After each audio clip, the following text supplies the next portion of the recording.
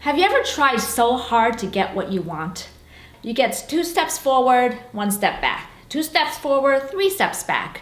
And the universe just keeps resisting your desires. So that's an attachment to what we really want because we're so afraid we're not going to get it. When we think about what we want and then let go of whether or not it even happens, that for some reason the universe responds to that energy because you're not desperate. The more I want something, the more the universe just keeps throwing me roadblocks.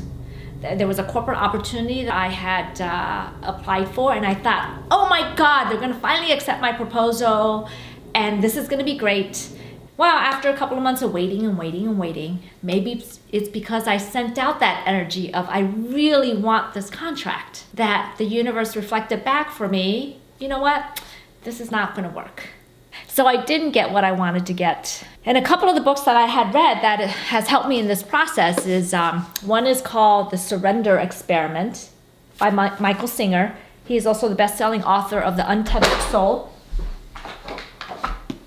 And the other book is by David Hawkins, psychiatrist David Hawkins. This book on letting go is also a great complement to The Surrender Experiment. Surrender Experiment is a true story of a hippie yogi turned multi-gazillionaire because all he did was surrender. He only chose what he wanted to do, and he made decisions on not based on money per se, just like, is this really what I want to do? Is this what my soul is telling me that I should be doing? And in the beginning, he wasn't making all that much money, but he just surrendered into the process because he was living out in the woods, didn't have too many expenses, and one thing led to another.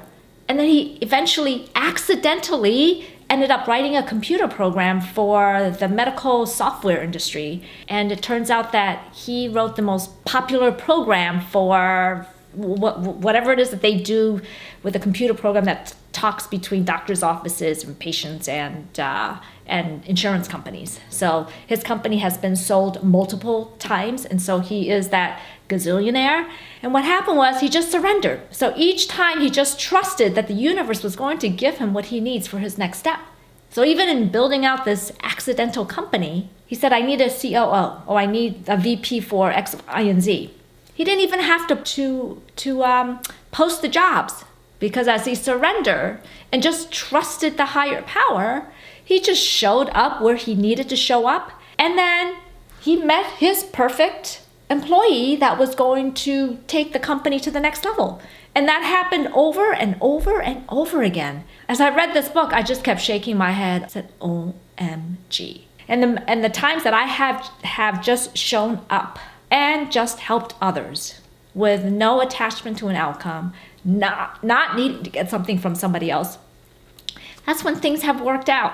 In one of my other videos where I talked about how I got this book deal out of nowhere in April of 2014, all I wrote my book was writing a Kindle book in 2014. And I never had any negative voices come up. I just knew it was something I needed to do. And I didn't even have time to really go into details to think about it.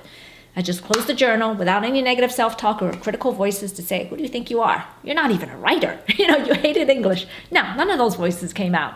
And I just surrendered and forgot about it. And 2 weeks later, boom, I'm at a reception in New York City talking to some strange guy. And 20 minutes later, he revealed that he was a publisher and gave me a book deal on the spot. So that was my easiest surrender experiment. So what is it that you need to surrender to? Trust that when you show up in your higher self and your best self, that's when the universe answers.